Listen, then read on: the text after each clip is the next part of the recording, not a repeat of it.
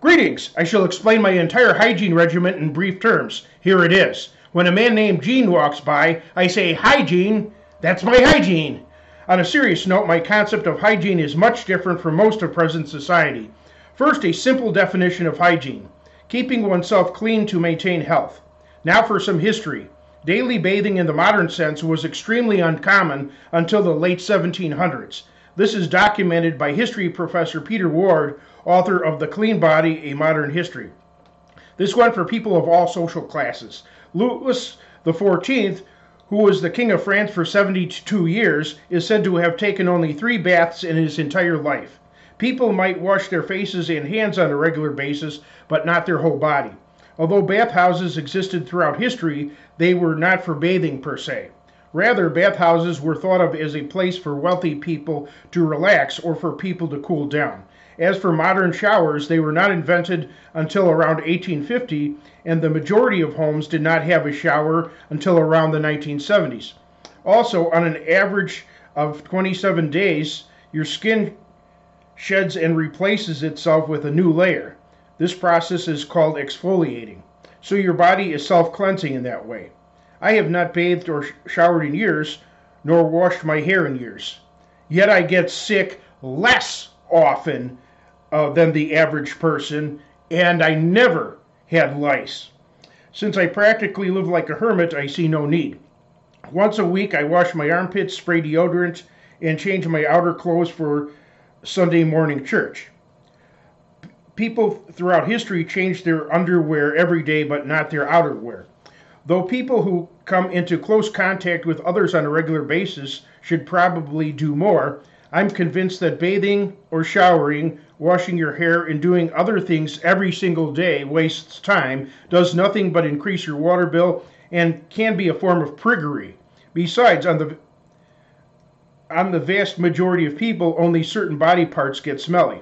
It's the clothes that primarily harbor smell and dirt.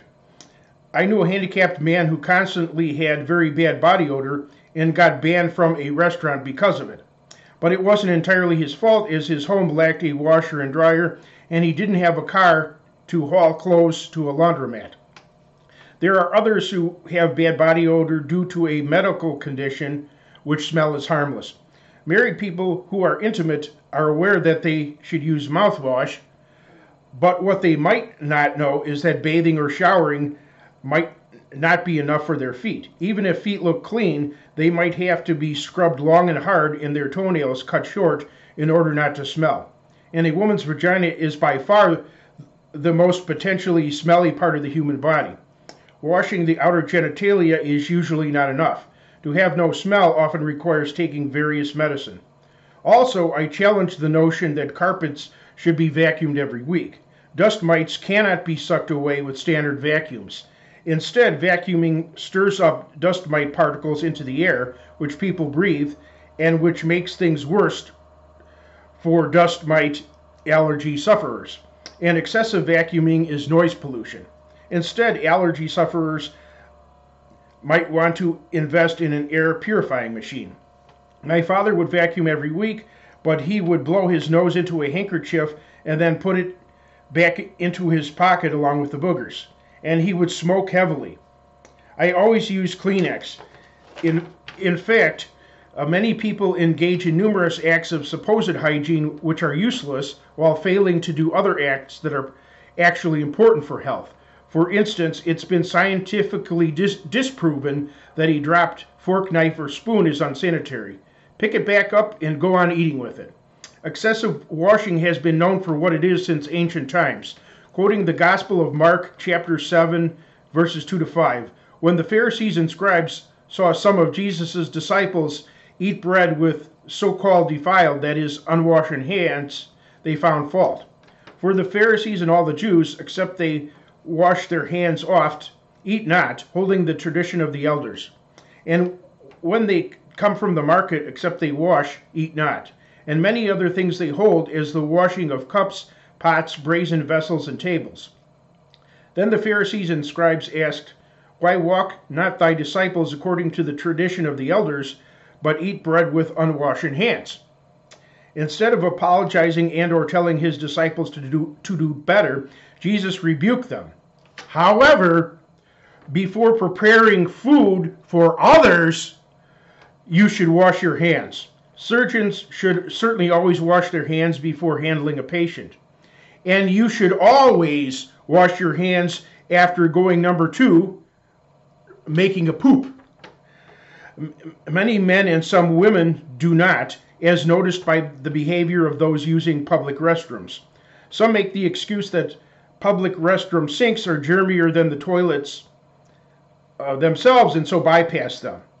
But you could simply avoid contact with the sink counter and basin and wrap clean paper towels around your hands before turning the knobs and washing your hands. And your hands should be dried thoroughly. Bringing your own hand sanitizer is an option. Regardless, I would try to avoid public restrooms by trying to do my business at home first, as public facilities are filthy.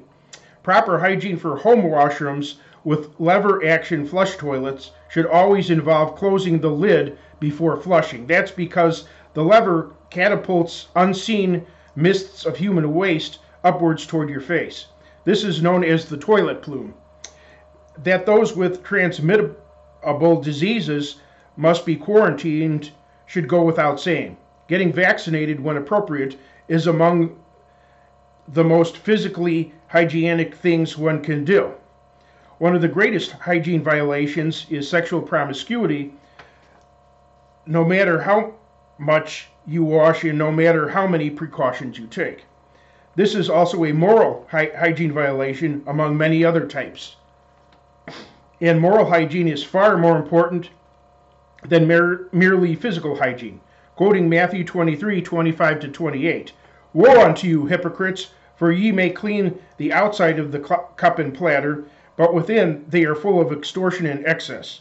Thou blind Pharisee, cleanse first that which is within the cup and platter, that the outside of them may be clean also. Woe unto you, hypocrites, for ye are like unto whited sepulchres, which indeed appear beautiful outward, but are within full of dead men's bones and of all uncleanness." The solution is to turn away from all that and unto the great hygienist, the Lord Jesus Christ. Interestingly, God made a condition of connecting with Christ to be physical water, linking the material and spiritual universes. Acts 22:16. "Why tarriest thou? Arise and be baptized and wash away thy sins, calling on the name of the Lord."